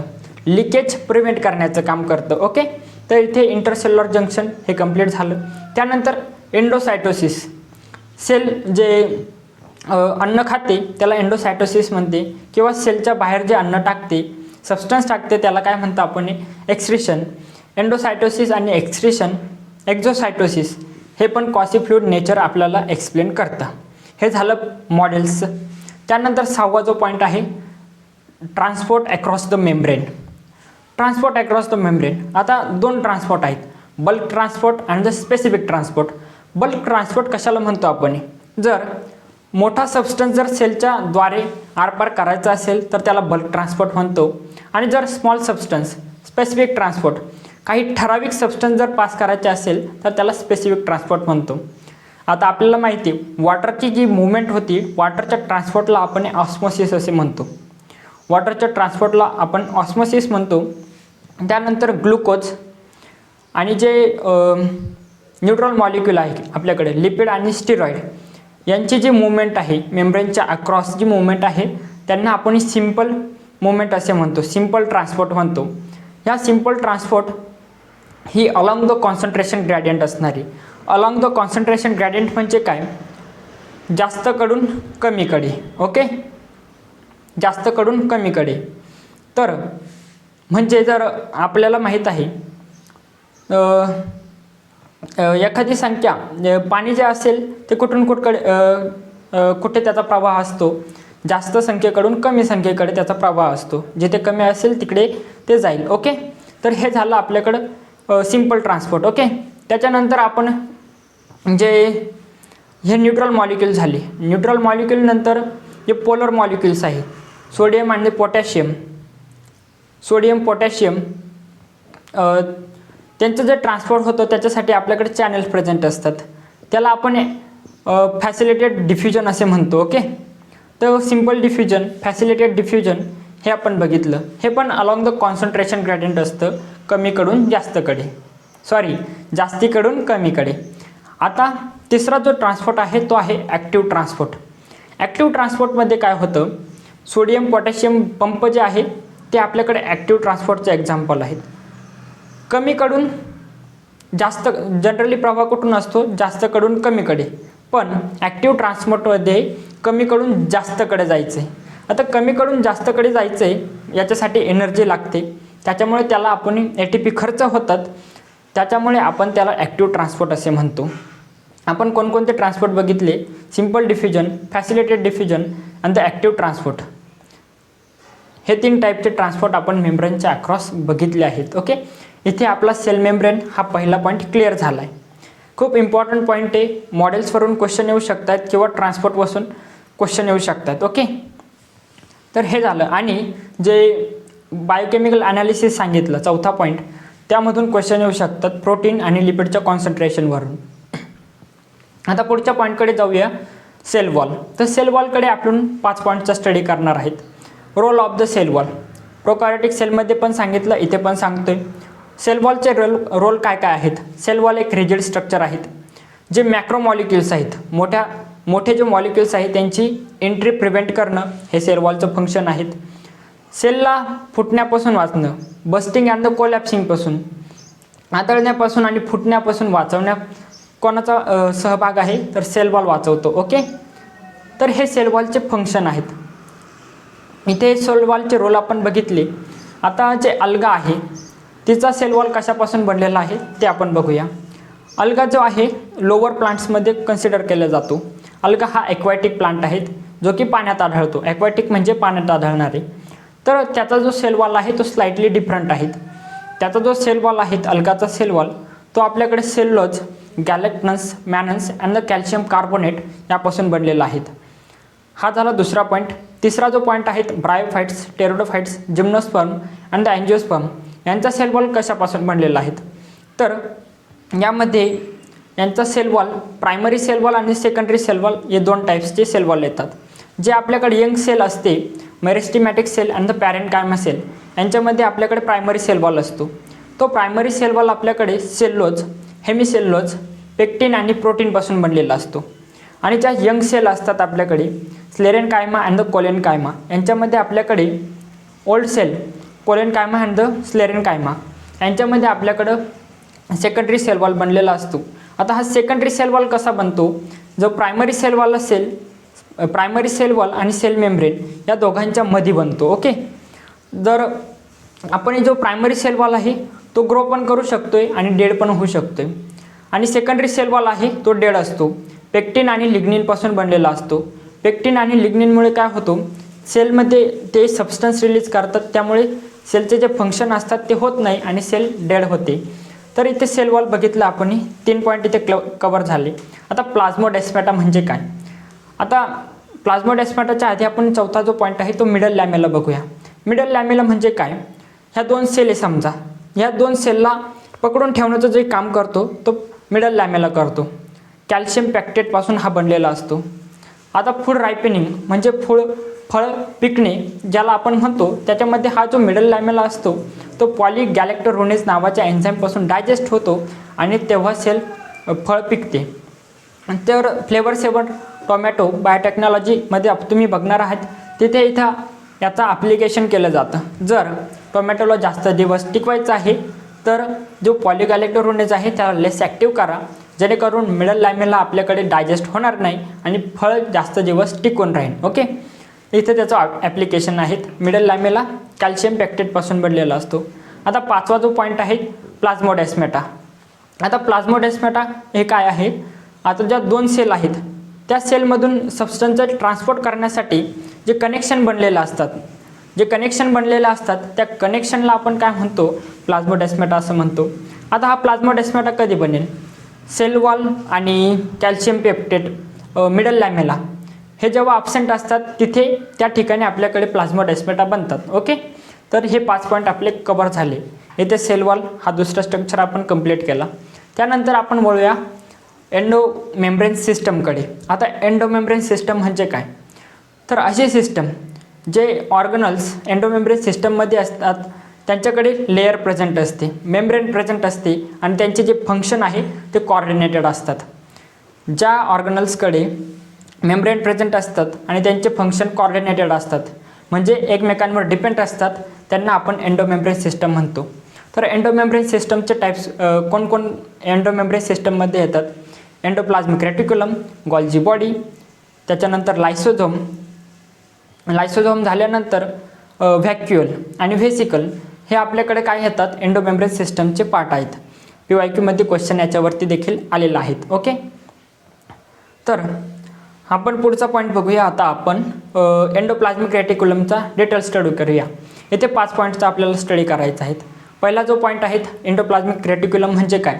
तर tiny tube like structure. Endoplasmic रेटिक्युलमचं जे स्ट्रक्चर आहेत टायनी ट्यूब लाईक स्ट्रक्चर असणार आहेत। जे एंडोप्लाझ्मिक रेटिक्युलम आहेत याचं टायनी ट्यूब लाईक स्ट्रक्चर आहेत। जो एंडोप्लाझ्मिक रेटिक्युलम आहे तो सेलला 2 कंपार्टमध्ये डिवाइड करतो। एक कंपार्टमेंट म्हणजे काय? सायटोप्लाझ्मिक कंपार्टमेंट, ल्युमिनल कंपार्टमेंट आणि एक्स्ट्रा ल्युमिनल कंपार्टमेंट म्हणजे सायटोप्लाझ्मिक कंपार्टमेंट। ल्युमिनल कंपार्टमेंट म्हणजे काय? जे एंडोप्लाझ्मिक रेटिक्युलम असणार आहे त्याच्यामध्ये ज्या इंडोमेंट आहे त्याला आपण ल्युमिनल कंपार्टमेंट म्हणतो आणि एंडोप्लाझ्मिक रेटिक्युलमच्या बाहेरचं जे कंपार्टमेंट आहे त्याला सायटोप्लाझ्मिक कंपार्टमेंट म्हणतो। आता प्रोसेस कशी बनते ते बघूया। त्याचं फंक्शन काय आहे, प्रोसेस काय आहे ते आपण बघूया। एंडोप्लाझ्मिक रेटिक्युलम न्यूक्लियसची अटॅच असतो। त्या एंडोप्लाझ्मिक रेटिक्युलमवरती रायबोझोमचा जो लार्ज सब युनिट आहे 60S तो अटॅच होतो। तो अटॅच झाल्यानंतर पॉलीपेप्टाइड चेनचं फॉर्मेशन करतो। पॉलीपेप्टाइड चेनचं फॉर्मेशन केल्यानंतर जेव्हा हे कंडेन्स होतं तेव्हा प्रोटीनचं फॉर्मेशन होतं। हे एंडोप्लाझ्मिक रेटिक्युलमचं फंक्शन आहे, प्रोटीनचं फॉर्मेशन करणं। आता जो प्रोटीनचं फॉर्मेशन झालेलं आहे जे फीचर आहे एंडोप्लाझ्मिक रेटिक्युलमचे ते बघूया। मोस्ट ऑफ द जो मेम्ब्रेन आहे ती एंडोप्लाझ्मिक रेटिक्युलमपासून बनलेले असते। जे निझल्स ग्रॅन्युल आहेत जे की आपल्याकडे निझल्स ग्रॅन्युल कुठे प्रेझेंट असतात? न्यूरॉन्समध्ये। ते निझल्स ग्रॅन्युल कशापासून बनलेले आहेत? Rough endoplasmic रेटिक्युलमपासून। जे आपल्याकडे सार्कोप्लाझ्मिक रेटिक्युलम आहेत ते स्मूथ एंडोप्लाझ्मिक रेटिक्युलमपासून बनलेले आहेत। तर इथे आपण बघितल्याचे फीचर काय काय आहेत। त्याच्यानंतर टाईप्स बघूया। आता तुम्हाला प्रश्न पडला असेल रफ एंडोप्लाझ्मिक रेटिक्युलम म्हणजे काय आणि स्मूथ एंडोप्लाझ्मिक रेटिक्युलम म्हणजे काय? तर ज्या एंडोप्लाझ्मिक रेटिक्युलमकडे रायबोझोम प्रेझेंट असतात त्यांना रफ एंडोप्लाझ्मिक रेटिक्युलम म्हणतात आणि ज्यांच्याकडे रायबोझोम ॲब्सेंट असतात त्यांना स्मूथ एंडोप्लाझ्मिक रेटिक्युलम म्हणतात। आता जे रफ एंडोप्लाझ्मिक रेटिक्युलम आहेत त्याचं फंक्शन काय ते आपण बघूया। रफ एंडोप्लाझ्मिक रेटिक्युलमकडे काय असतात? रायबोझोम प्रेझेंट असतात। रायबोझोम काय करतो? प्रोटीनचं फॉर्मेशन करतो। म्हणजे प्रोटीनचं फॉर्मेशन करणं हे रफ एंडोप्लाझ्मिक रेटिक्युलमचं फंक्शन आहेत। त्याचबरोबर आपल्याकडे स्टिरॉइड आणि हार्मोन्सचं फॉर्मेशन करणं, एन्झाईमचं फॉर्मेशन करणं हे रफ एंडोप्लाझ्मिक रेटिक्युलमचं फंक्शन आहेत। त्याच्यानंतर स्मूथ एंडोप्लाझ्मिक रेटिक्युलमचं फंक्शन काय ते आपण बघूया। स्मूथ एंडोप्लाझ्मिक रेटिक्युलमकडे आपल्याकडे रायबोझोम ॲब्सेंट असतात। लिपिडचं फॉर्मेशन करणं हे त्याचं मेन फंक्शन आहेत। त्याबरोबर लिपिडचं फॉर्मेशन नंतर जे प्रोजेस्टेरॉन आणि एस्ट्रोजन नावाचे जे हार्मोन्स आहेत त्यांचं फॉर्मेशन करणं आपल्याकडं स्मूथ एंडोप्लाझ्मिक स्टिरॉइड हार्मोन जे म्हणतो आपण त्यांना स्टिरॉइड हार्मोनचं फॉर्मेशन करणं मेलमध्ये मेलमध्ये कोणते हार्मोन असतात? अँड्रोजन्स म्हणतो आपण त्यांना. आणि फिमेलमध्ये प्रोजेस्टेरॉन्स. मेलमध्ये टेस्टोस्टेरॉन आणि फिमेलमध्ये प्रोजेस्टेरॉन नावाचे स्टेरॉइड हार्मोनचं फॉर्मेशन करणं हे स्मूथ एंडोप्लाझ्मिक रेटिक्युलमचं फंक्शन आहेत. त्याबरोबरच लिपोप्रोटीनचं फॉर्मेशन करणं आणि सेलचं डिटॉक्सिफिकेशन करणं हे स्मूथ एंडोप्लाझ्मिक रेटिक्युलमचं फंक्शन आहेत. ओके, तर इथे आपल्याकडे एंडोप्लाझ्मिक रेटिक्युलम हा पॉईंट कंप्लीट होतो. त्यानंतर पुढच्या पॉईंटकडे जाऊया, गॉल्जी बॉडी. तर गॉल्जी बॉडी कसं स्ट्रक्चर आहेत? Flat disc like structure. Golgi body structure कसं आहे? फ्लॅट डिस्क लाईक स्ट्रक्चर असणारे. हे असणारे याच्याकडे सिस्टरने प्रेझेंट असतात. हे सिस्टरने कॉन्सेंट्रिक असतात, म्हणजे एकामध्ये एक असतात. ह्या शेपचे कॉन्सेंट्रिक, ओके, चंद्राच्या आकारचे. तर हे आपल्याकडे सिस्टरने प्रेझेंट असतात. जे आपल्याकडे गॉल्जी बॉडी आहे त्याची जी डायमीटर आहे 0.5 मायक्रोमीटर ते 1 मायक्रोमीटर एवढे असते. हे झाल्यानंतर आपल्याकडे जो गॉल्जी बॉडी आहे त्याचं फंक्शन काय? गॉल्जी बॉडी आहे त्याचं फंक्शन, प्रोसेस काय? गॉल्जी बॉडीची प्रोसेस काय? व्हेसिकलची मूवमेंट काय? आता बघा काय होतं, मी तुम्हाला पूर्ण डिटेल्स समजून सांगणार आहेत. आपण एंडोप्लाझ्मिक रेटिक्युलम बघितला होता, त्याच्यामध्ये प्रोटीनचं फॉर्मेशन झालं होतं. आता हिचं फंक्शन एंडोमेम्ब्रेन सिस्टम सांगितलं होतं, फंक्शन कोऑर्डिनेटेड असणार आहे एकापासून दुसरीकडे. इथे एंडोप्लाझ्मिक रेटिक्युलम आहे, इथं गॉल्जी बॉडी आहे. तर गॉल्जी बॉडीच्या पुढे कोण येतं? लायसोझोम येतो. लायसोझोमच्या पुढे व्हॅक्युल येतो. असं एक रोड मॅप तुम्ही तुमच्या माइंडमध्ये तयार करा. एंडोप्लाझ्मिक रेटिक्युलमकडे काय बनला होता? प्रोटीन बनला होता. आता हा प्रोटीन पुढे येणार. प्रोटीन पुढे आल्यानंतर जो गॉल्जी बॉडी आहे त्याला काय करणार? पॅक करणार, एका मेम्ब्रेनमध्ये पॅक करणार. त्याला आपण व्हेसिकल म्हणतो. आता इथे काय आपल्याकडं गॉल्जी बॉडी आहेत. आता या गॉल्जी बॉडीचा जो असा शेपचा गॉल्जी बॉडी होता, ही जी फेज आहे त्याला आपण सीस फेज म्हणतो. इकडून हा पास होणार सीस फेज किंवा फॉर्मिंग फेज किंवा कॉन्व्हेक्स फेज, ह्या फेजला नावे आहेत. इकडून हा इकडे पास होणार. आता ह्या फेजला काय नाव आहेत? तर ट्रान्स फेज, मॅच्युरिंग फेज आणि कॉन्केव्ह फेज हे त्याचे नावे आहेत. आता इकडून पास झाल्यानंतर गॉल्जी बॉडीपासून सुटल्यानंतर तो लायसोझोमकडे जाणार. ओके, तर हे गॉल्जी बॉडीचं फंक्शन झालं. जो प्रोटीन बनवला होता त्याला काय करणं? व्हेसिकलमध्ये बांधणं. आता जो व्हेसिकलमध्ये बांधणं हे काय झालं? प्रोटीनचं गॉल्जी बॉडीचं फंक्शन झालं. व्हेसिकलमध्ये प्रोटीनला बाउंड करणं हे एक फंक्शन झालं. त्यानंतर जो प्रोटीन जो आहे ह्या फेजमधून इकडे ट्रान्सपोर्ट होणार आहे, सिसवरून ट्रान्सकडे जाणार आहे. तर तिकडे जाताना तो त्याच्यामध्ये काय करेन? शुगर अटॅच करेन किंवा स्मूथ एंडोप्लाझ्मिक रेटिक्युलमने काय लिपिडचं फॉर्मेशन केलं होतं. त्या प्रोटीन आणि लिपिडवरती काय करणं? शुगरचं फॉर्मेशन करणं, त्याच्यापासून ग्लायकोप्रोटीन आणि ग्लायकोलिपिडचं फॉर्मेशन करणं हे गॉल्जी बॉडीचं फंक्शन झालं. त्याच्यानंतर आता जो व्हेसिकल बनलेला आहे त्या व्हेसिकलला लायसोझोमकडे पाठवायचं किंवा सेलच्या बाहेर पाठवायचं. सॉर्टिंग ऑफ द व्हेसिकल हे पण गॉल्जी बॉडीचं फंक्शन आहेत. आता तुम्ही ॲक्रोझोम, स्पर्मचं जे हेड आहे त्याला ॲक्रोझोम म्हणताय, ते गॉल्जी बॉडीपासून बनलेलं आहेत. त्यानंतर जो मिडल लॅमेला बघितला होता आपण प्लांट सेलमध्ये, तो मिडल लॅमेला पण गॉल्जी बॉडीपासून बनलेला असतो. हे झाले आपल्याकडे गॉल्जी बॉडीचे फंक्शन. इथे आपण 4 पॉईंट इथे कंप्लीट केलेले आहेत गॉल्जी बॉडीच्या बद्दल. ओके, तर चौथा जो स्ट्रक्चर आहे गॉल्जी बॉडी हा कंप्लीट झाला. माइंडमध्ये रोड मॅप बनवा.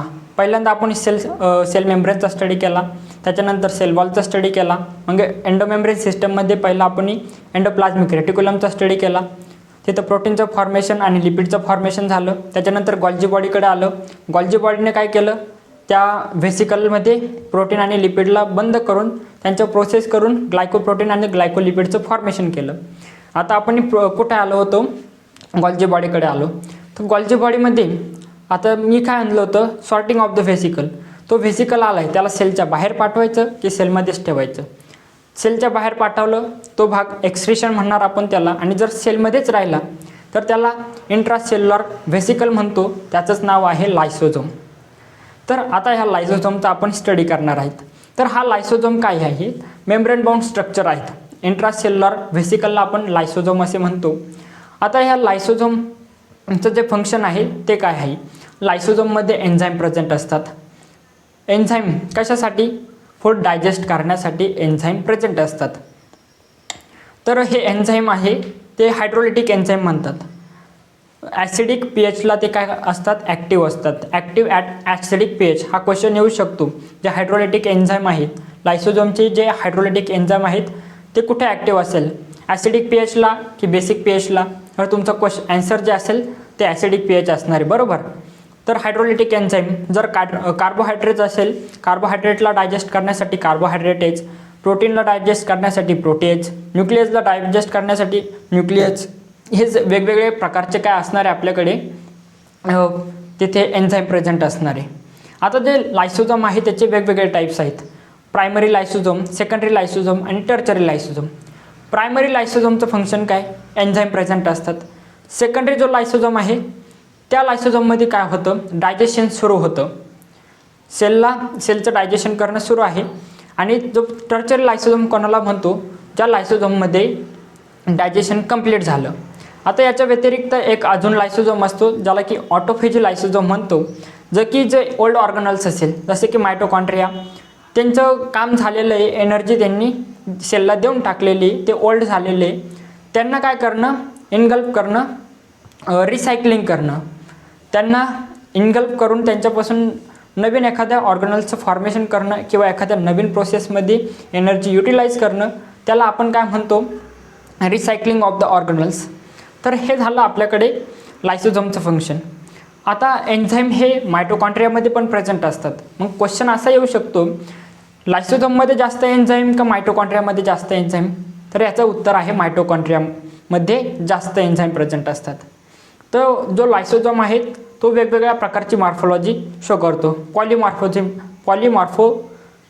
पॉलिमॉर्फिझम त्याला आपण असे म्हणतो. जसे की प्रायमरी लायसोझोम, सेकंडरी लायसोझोम, टर्चरी लायसोझोम, ऑटोफेजी लायसोझोम, हे वेगवेगळे टाईप्स त्याचे प्रेझेंट आहेत. इथे आपल्याकडे 5वा जो स्ट्रक्चर आहे तो कंप्लीट झाला. आता लायसोझोममध्ये काही डायजेशन झालं होतं, हे झालं. आता डायजेशन झाल्यानंतर काही सबस्टन्स जे असे असणार जे सेलसाठी युजफुल नाही आहे. मग त्या युजफुल सबस्टन्स नाही आहे त्यांचं करायचं काय? म्हणजे युजफुल सबस्टन्स नाही आहे ते पुढच्या ऑर्गनल्सकडे जाणार, त्याचं नाव आहे व्हॅक्युअल. आता व्हॅक्युअल काय करतो, जे युजफुल सबस्टन्स नाही आहे त्यांना स्टोअर करण्याचं काम करतो. जसे की वॉटर झालं, सॅप झालं. सॅप म्हणजे काय, वॉटर प्लस आयन असेल किंवा शुगर असेल त्याला सॅप म्हणतो. तर या अनयुजफुल सबस्टन्सला स्टोअर करण्याचं काम व्हॅक्युअल करत असतो. आता हा जो व्हॅक्युअल आहे तो 3 टाईप्सचा आहेत. एक आहे आपल्याकडे सॅप व्हॅक्युअल, दुसरा आहे कॉन्ट्रॅक्टाईल व्हॅक्युअल आणि तिसरा आहे आपल्याकडे फूड व्हॅक्युअल. सॅप व्हॅक्युअल कोणामध्ये प्रेझेंट असतो, प्लांट सेल आहे त्यांच्यामध्ये प्रेझेंट असतो. टोटल सेलचा 90% जो भाग असतो तो सॅप व्हॅक्युअल काय करतो, एकलाच घेरून घेतो. आता हा 90% भाग घेरून घेतो. जो सॅप व्हॅक्युअल आहे त्याची मेम्ब्रेनचं नाव आहे टोनोप्लास्ट त्याच्या मेम्ब्रेनचं नाव आहे. तर ही मेम्ब्रेन काय करते, टर्जिडिटी मेंटेन करण्याचं काम करते.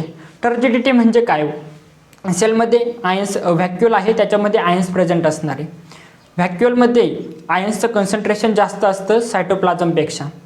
मग सायटोप्लाझममधून व्हॅक्युअलमध्ये आयन ट्रान्सपोर्ट करण्याचं काम हे टोनोप्लास्ट मेम्ब्रेन करते. इथं अगेन्स्ट द कॉन्सन्ट्रेशन ग्रॅडियंट काम चालतं, ट्रान्सपोर्ट चालतं, त्याच्यामुळे इथे एनर्जीची रिक्वायरमेंट असणारी. ओके, तर हे झालं फंक्शन.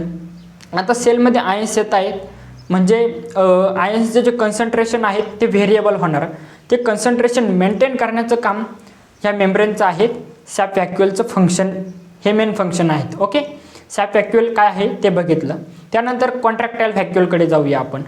आता कॉन्ट्रॅक्टाईल व्हॅक्युअल कोणामध्ये प्रेझेंट असतं, जे फ्रेश वॉटरमध्ये असणारे प्रोटिस्ट आहे, युग्लिन आहे, अमिबा आहे त्यांच्यामध्ये प्रेझेंट असते. ओके, तर इथं अडचण काय येते, कॉन्ट्रॅक्टाईल व्हॅक्युअल प्रेझेंट होण्यामागं कारण काय आहे, तर फ्रेश वॉटर म्हणजे काय, हायपोटोनिक, लेस आयनचं कन्सन्ट्रेशन. आणि जे युग्लिना ऑर्गॅनिझम असणार त्यांच्यामध्ये साल्ट प्रेझेंट असतं, आयन्सचं कन्सन्ट्रेशन जास्त असतं. मग वॉटरची जी मुवमेंट होती ती कुठून कुठे होते, हायपोटोनिकपासून हायपरटोनिककडे. मग वॉटर काय करणार, सेलच्या मध्ये एंटर करणार. मग सेल काय होईल, बस्ट होऊ शकते. तर ही सेल बस्ट होऊ नये म्हणून याच्यामध्ये कॉन्ट्रॅक्टाईल व्हॅक्युअल प्रेझेंट असतं, जे की वॉटरला excess amount of the water बाहेर काढण्याचं काम करतं. त्यालाच ऑस्मो रेग्युलेशन म्हणतो. हे कॉन्ट्रॅक्टाईल व्हॅक्युअलचं फंक्शन झालं की जे excess amount of the water असेल त्याला बाहेर काढणं, त्याच प्रोसेसला आपण ऑस्मोरेग्युलेशन असे म्हणतो. यानंतर पुढचा जो पॉईंट आहे फूड व्हॅक्युअल. तर फूड व्हॅक्युअल कोणामध्ये प्रेझेंट असतं?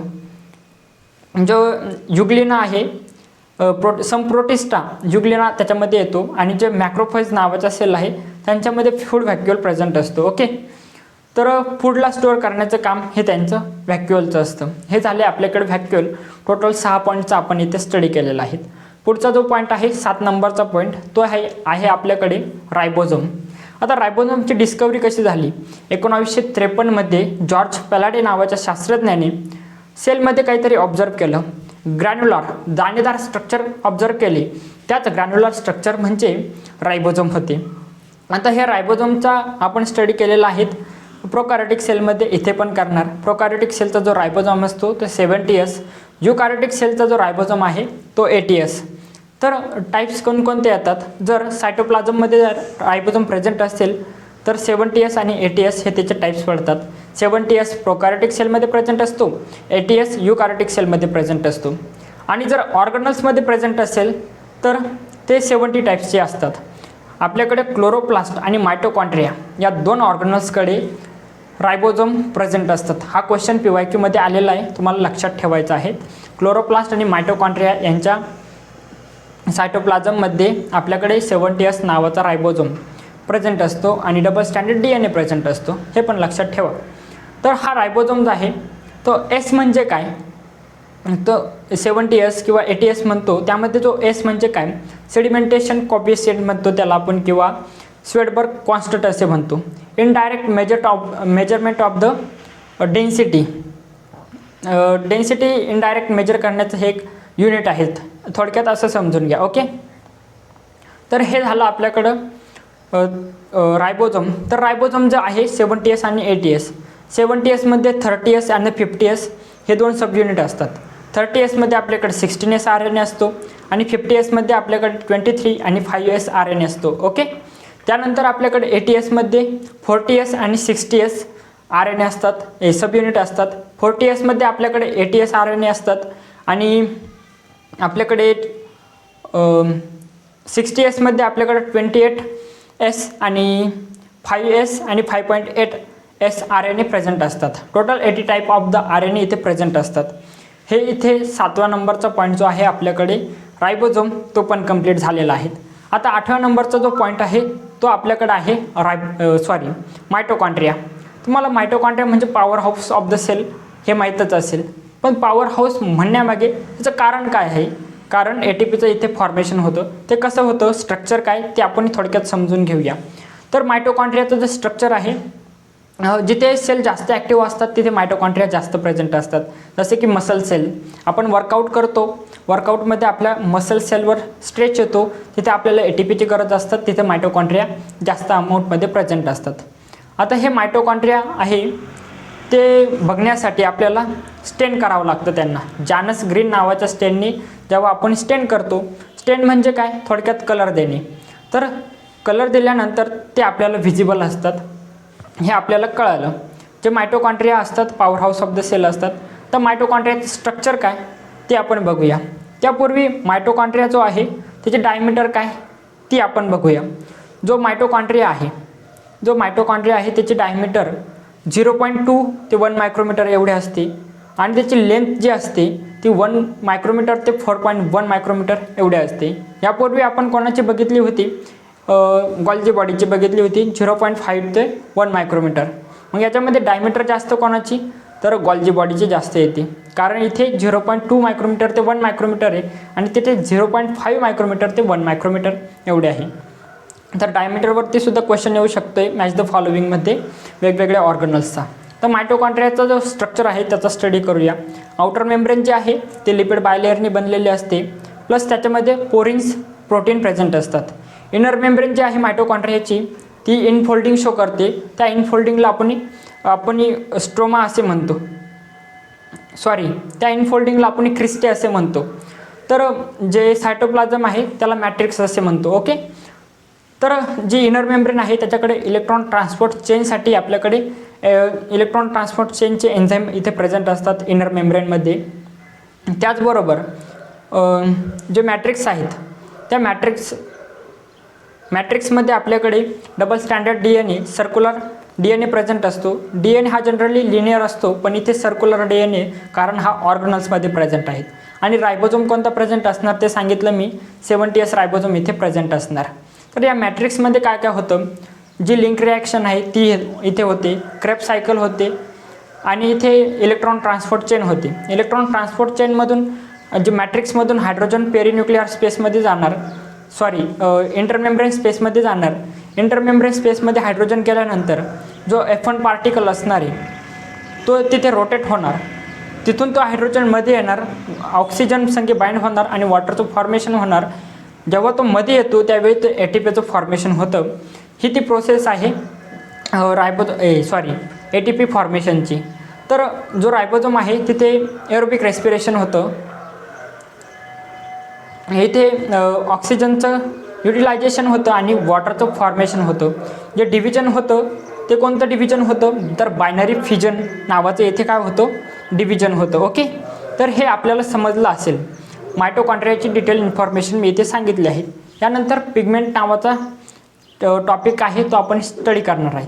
तर पिगमेंट म्हणजे काय, तर पिगमेंट असे सबस्टन्स आहे जे की लाईट वेव्ह एनर्जी काय करतात, ट्रॅप करतात, ऑब्झर्व करतात आणि कलरायझेशन शो करतात. हे वॉटर सॉल्युबल असतात. पिगमेंट कोणकोणत्या टाईपचे असतात, क्लोरोफिल अँड द कॅरोटिनॉइड. क्लोरोफिलमध्ये आपल्याकडे chlorophyll A, B, C, D हे टाईप्स येतात आणि कॅरोटिनॉइडमध्ये आपण कॅरोटीन जो आहे तो रेड टाईपचा असतो. कॅरोटीन झाल्यानंतर ल्युकोपिन जो की ऑरेंज कलरचा असतो. त्याच्यानंतर फ्युकोझॅन्थिन जो आहे तो आपल्याकडे ब्राऊन कलरचा असतो आणि ल्युटीन जो आहे तो येलो कलरचा असतो. इथे पिगमेंटमध्ये देखील PYQमध्ये क्वेश्चन आलेला आहेत, कोणकोणत्या कलरचा पिगमेंट कोणकोणता कलर शो करतो, कोणकोणत्या टाईप्सचा पिगमेंट कोणता कलर शो करतो, हा इथे क्वेश्चन आलेला आहे. बरोबर. त्यानंतर पिगमेंट झाल्यानंतर आपण पुढच्या टॉपिककडे वळणार आहोत. 9व्या नंबरचा जो पॉईंट आहे तो आहे आपल्याकडे क्लोरोप्लास्ट. ओके, तर क्लोरोप्लास्ट आपल्याला कंपाऊंड मायक्रोस्कोपची गरज असते. इथे इलेक्ट्रॉन मायक्रोस्कोपची गरज नाही, इझिली दिसतो. एका मेसोफिल सेलमध्ये 20 ते 40 क्लोरोप्लास्ट इथे प्रेझेंट असतात.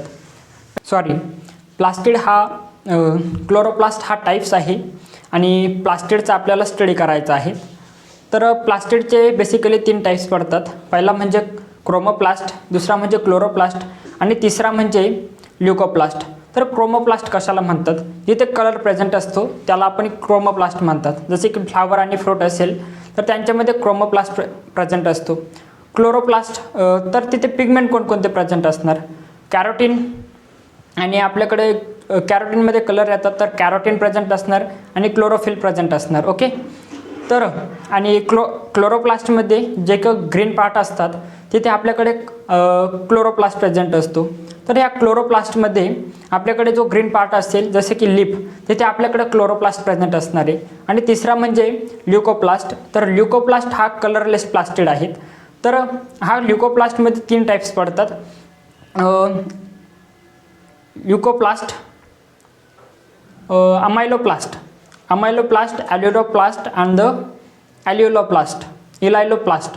तर अमायलोप्लास्टमध्ये जनरली स्टार्च स्टोअर होतो, ॲल्युरोप्लास्टमध्ये प्रोटीन स्टोअर होतो आणि इलायलोप्लास्टमध्ये ऑइल आणि फॅटचं स्टोरेज होतं. तर हे पॉईंट आपण बघणार आहोत. त्याच्या पुढचा जो पॉईंट आहे आपण डिटेल स्टडी कशाचा करणार, तो क्लोरोप्लास्ट करणार आहेत. तर क्लोरोप्लास्ट कुठे प्रेझेंट असतो, लिपमध्ये प्रेझेंट असतो, मिझोफिल सेलमध्ये प्रेझेंट असतो. तर क्लोरोप्लास्ट जनरली एका मिझोफिलमध्ये 20 ते 40 क्लोरोप्लास्ट प्रेझेंट असतात. क्लोरोप्लास्टचं स्ट्रक्चरचा आपण इथे स्टडी करणार आहेत. जो क्लोरोप्लास्ट हे डबल मेम्ब्रेन स्ट्रक्चर असणार आहेत. डबल मेम्ब्रेन स्ट्रक्चर जे आहेत त्यामध्ये आउटर मेम्ब्रेन जे की लिपिड बायलेअरने बनलेले असतात, त्यानंतर इनर मेम्ब्रेन ती पण लिपिड बायलेअरने बनलेले असतात. लिपिड बायलेअरने इनर आणि आउटर मेम्ब्रेन बनलेले असतात. त्यामध्ये इथे स्ट्रोमा प्रेझेंट असतो. स्ट्रोमा म्हणजे काय, जो सायटोप्लाझम आहे त्याला इथे स्ट्रोमा म्हटलं जातं. तर या स्ट्रोमामध्ये आपल्याकडे डबल स्टँडर्ड DNA असणारे circular double standard DNA present असणारे आणि 70S रायबोझोम प्रेझेंट असणारे, जे की मी सांगितलं होतं ऑर्गनल्समध्ये रायबोझोम प्रेझेंट असतात. त्यानंतर पुढचा जो पॉईंट आहे रायबोझोम इथे झाल्यानंतर अजून काय काय प्रेझेंट असतो, स्ट्रोमल लॅमेली प्रेझेंट असतात आणि ग्रॅनम प्रेझेंट असतात. थायलॉकॉइड, जर जे थायलॉकॉइड एकावर एक अटॅच असून त्यांना ग्रॅनम असे म्हणतात आणि हे दोन थायलॉकॉइड स्ट्रोमल लॅमेलीने प्रेझेंट होतात ज्यांच्यामध्ये पिगमेंट प्रेझेंट असतात. तर फोटोसिंथेसिस हे क्लोरोप्लास्टचं मेन फंक्शन आहेत, इथे आपण बघितले आहेत.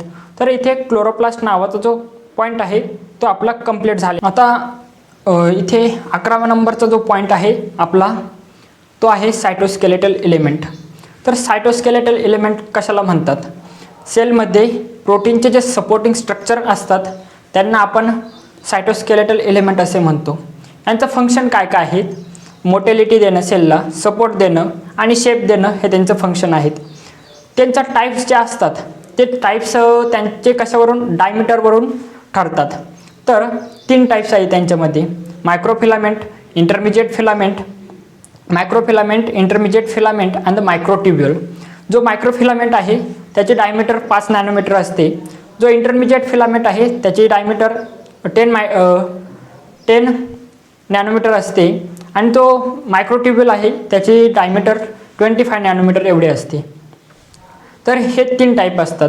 तर मायक्रोफिलामेंट जो आहे त्याच्यामध्ये ॲक्टिन फिलामेंट असतो, इंटरमिजिएट फिलामेंटमध्ये मायोसिन फिलामेंट असतो आणि आपल्याकडे मायक्रोट्युब्युलमध्ये अल्फा आणि बीटा ट्युब्युलिन असतात. जो ॲक्टिन फिलामेंट आहे आपल्याकडे मायक्रोट्युब्युल आहे तो कुठे प्रेझेंट असतो, तर जो मायक्रोफिलामेंट आहे तो अमिबामध्ये प्रेझेंट असतो, सुडोपोडियामध्ये. जो इंटरमिजिएट फिलामेंट आहेत न्यूक्लियसची जी इनर मेम्ब्रेन आहे त्यामध्ये आपल्याला इंटरमिजिएट फिलामेंट दिसेल आणि मायक्रोट्युब्युल जो आहे तो आपल्याला कुठे दिसेल, आपण सेल डिव्हिजनचा स्टडी करणार त्यामध्ये आपल्याला काय स्पिंडल फायबर दिसणार. जो फ्लॅजेला आहे त्याच्यामध्ये ॲक्झोनिम आहे फिलामेंट, त्यामध्ये ॲक्झोनिम प्रेझेंट असतो. तिथे तो ॲक्झोनिम कशाने बनलेला आहे तर मायक्रोट्युब्युलपासून बनलेला आहे. ते झाल्यानंतर बेसल बॉडी, या सेंट्रिओल, ह्या सर्व ठिकाणी आपल्याला काय दिसतो, मायक्रोट्युब्युल दिसतात. ओके, तर हे सपोर्टिंग स्ट्रक्चर आहेत प्रोटीनचे, त्यामध्ये आपण मायक्रोट्युब्युल जे आहे त्याचा डिटेल स्टडी करणार आहेत. आणि अल्फा आणि बीटा ट्युब्युलिनपासून ट्युब्युलचं फॉर्मेशन झालेलं आहे. ते कसं झालेलं आहे ते सांगतो. अल्फा आणि बीटा ट्युब्युलिन एकावरती एक अटॅच होतात आणि त्याच्यापासून प्रोटोफिलामेंटचं फॉर्मेशन होतं. असे 13 प्रोटोफिलामेंट बनून एक सर्कलचं फॉर्मेशन करतात, त्याला आपण मायक्रोट्युब्युल असे म्हणतो. तर हे मायक्रोट्युब्युलचं फॉर्मेशन कसं होतं ते सांगितलं. आता फ्लॅजेला आणि सिलिया आहे. तर सिलियामध्ये आपल्याकडे सिलियाचं काय काम करतं, जे सेलचं मुवमेंट आहे सिलिया कोणामध्ये प्रेझेंट असतो, जे पॅरामिशियम आहे त्याच्यामध्ये आपल्याकडे सिलिया प्रेझेंट असतो. जे आउटर एन्व्हायरमेंट आहेत आणि जो सिलिया आहे तो ओरसारखं काम करतो. जे मीडियम आहे त्याला मूव करण्याचं काम सिलिया करतो. ओके, आणि त्याच्यानंतर फ्लॅजेला. तर फ्लॅजेलामध्ये आपल्याकडे काय प्रेझेंट असतो, ॲक्झोनिम प्रेझेंट असतो. फ्लॅजेलाचं फंक्शन काय, सेलला मुवमेंट करण्याचं फंक्शन हे फ्लॅजेलाचं आहे. तर या फ्लॅजेलामध्ये फिलामेंट जो आहे त्यामध्ये हा ॲक्झोनिम प्रेझेंट असतो. आता हे ॲक्झोनिम म्हणजे काय, ते कसं बनलेलं आहे ते मी तुम्हाला सांगतो. जे मायक्रोट्युब्युल्स असतात, 2 मायक्रोट्युब्युल असे मिळून 9 मायक्रोट्युब्युल सर्कलमध्ये अरेंज होतात आणि त्यांच्या सेंटरला 2 मायक्रोट्युब्युल अटॅच होतात. 9+2 9 डबलेट आणि 2 सिंगलेट असं त्यांचं फॉर्मेशन होऊन मायक्रोट्युब्युलचं फॉर्मेशन होतं, ॲक्झोनिमचं फॉर्मेशन होतं. जे 2 मायक्रोट्युब्युल असतात त्यांना डबलेट म्हणतात आणि जे मध्ये सिंगल असतात त्यांना सिंगलेट म्हणतात. त्या सिंगलेटला इंटरब्रिजने अटॅच होतात आणि जे डबलेट असतात ते रेडियल स्पोकने अटॅच होतात. इंटरडबलेट स्पोकने अटॅच होतात. सिंगलेट आणि डबलेट हे रेडियल स्पोकने एकमेकांना जुळले जातात. ओके, तर हे झालं आपल्याकडे ॲक्झोनिमचं स्ट्रक्चर. त्याच्यानंतर सेंट्रिओल जो आहे, तर सेंट्रिओल कशाने बनलेलं आहे, सेंट्रिओल आणि सेंट्रोझोम. जेव्हा एक सिंगल सेंट्रिओल असतो त्याला सेंट्रिओल म्हणतो आणि हे सेंट्रिओल परपेंडिक्युलर जेव्हा अटॅच होतात त्यांना सेंट्रोझोम असे म्हणतो. त्यांच्यामध्ये आपल्याकडे सेंट्रिओल बघायला मिळतो. सेंट्रिओल कसा बनलेला असतो, तो आपल्याकडे मायक्रोट्युब्युल आहे यांचं ट्रिपलेटचं फॉर्मेशन होतं. हे ट्रिपलेट सर्कलमध्ये अरेंज होऊन 9 ट्रिपलेटचं फॉर्मेशन करतात आणि त्यांच्यामध्ये प्रोटीनेशियस हब असतो. ते रेडियल स्पोकने एकमेकांना अटॅच होतात आणि कार्टविट लाईक स्ट्रक्चर फॉर्म करतात। यालाच 9+0 अरेंजमेंट असे म्हणतात। फ्लॅजेलाचे जे अरेंजमेंट असेल त्यांना 9+2 अरेंजमेंट म्हणतात आणि सेंट्रिओलचे जे अरेंजमेंट आहेत 9+0 अरेंजमेंट आहेत। कारण फ्लॅजेलामध्ये 2 सिंगलेट पण प्रेझेंट होते, इथं आपल्याकडे फक्त काय प्रेझेंट आहे, डबलेट प्रेझेंट आहेत। 9+2 अरेंजमेंट इथे बघायला मिळते। इथे आपल्याकडे जो 11th नंबरचा पॉईंट आहे सायटोस्केलेटल एलिमेंट हा कंप्लीट झाला आहे। यानंतर आपण वळूया लास्ट पॉईंटकडे, जो म्हणजे न्यूक्लियस। आता न्यूक्लियस म्हणजे काय, तर सेलचा जो ब्रेन आहे त्यालाच काय म्हटलं जातं, न्यूक्लियस। सेलचा जो इम्पॉर्टंट पार्ट आहे, सॉरी रॉंग स्टेटमेंट म्हटलं गेलं, सेलचा जो इम्पॉर्टंट पार्ट आहे ज्याच्यामध्ये की जेनेटिक मटेरियल असतं त्यालाच काय म्हणतो आपण, DNA आणि RNA हे कुठे न्यूक्लियसमध्ये प्रेझेंट असतात। तर जो न्यूक्लियसचा जो डिस्कवरी झाली ती कशी झाली, रॉबर्ट ब्राउन यांनी 1831 मध्ये न्यूक्लियसची डिस्कवरी केली, बरोबर। त्यानंतर एक फ्लेमिंग नावाच्या शास्त्रज्ञाने एक बेसिक डायचा यूज करून क्रोमॅटिन नावाचा सबस्टन्स फाउंड केला होता। आता जो न्यूक्लियसचा स्टडी करायचा आहे तो 2 फेजमध्ये करतो, एक म्हणजे इंटरफेजमध्ये आणि दुसरी जी फेज आहे ती एम फेज। जो इंटरफेज आहे त्याच्यामध्ये न्यूक्लियस प्रेझेंट असतो, तर क्रोमॅटिन तिथे प्रेझेंट असतो, आणि जो एम फेज आहे तिथे न्यूक्लियस डिस्ट्रॉयड होतो आणि क्रोमोझोमचं फॉर्मेशन होतं। जो इंटरफेज आहे त्याच्यामध्ये आपण क्रोमॅटिनचा स्टडी करतो। क्रोमॅटिनचा स्टडी जिथे आपण करतो, तर जो क्रोमॅटिन आहे त्याच्यामध्ये जेव्हा कंडेन्स होतो तेव्हा न्यूक्लिओलसचं फॉर्मेशन होतं, आणि एम फेजमध्ये आपण क्रोमोझोमचा स्टडी करतो। जनरली जो जेनेटिक मटेरियल असतं ते क्रोमॅटिनच्या फॉर्मेशनमध्ये प्रेझेंट असतं, आणि जेव्हा सेलला डिव्हिजन करायचं असतं, सेलला डिवाईड व्हायचं असेल त्यावेळी आपल्याकडे क्रोमोझोमचं फॉर्मेशन होतं। न्यूक्लियसचं स्ट्रक्चर कसं असतं, त्याच्याकडे पण आउटर मेम्ब्रेन प्रेझेंट असते, इनर मेम्ब्रेन प्रेझेंट असते, त्यांच्यामध्ये जो स्पेस असतो त्याला इंटर मेम्ब्रेन स्पेस असे इंटर न्यूक्लिअर पोर असे म्हटलं जातं। त्याच्याकडे न्यूक्लिअर पोर पण प्रेझेंट असतं, न्यूक्लिअर प्लाझम प्रेझेंट असतात, क्रोमॅटिन प्रेझेंट असतो आणि न्यूक्लिओलस प्रेझेंट असतात। हे झालं आपल्याकडे न्यूक्लियसचं स्ट्रक्चर। आता एम फेजचा जो स्ट्रक्चर आहे न्यूक्लियस आहे त्याच्यामध्ये न्यूक्लियस डिस्ट्रॉयड होतो आणि क्रोमोझोमचं फॉर्मेशन होतं। तर त्या क्रोमोझोमचं स्ट्रक्चर कसं आहे ते तुम्हाला सांगतो।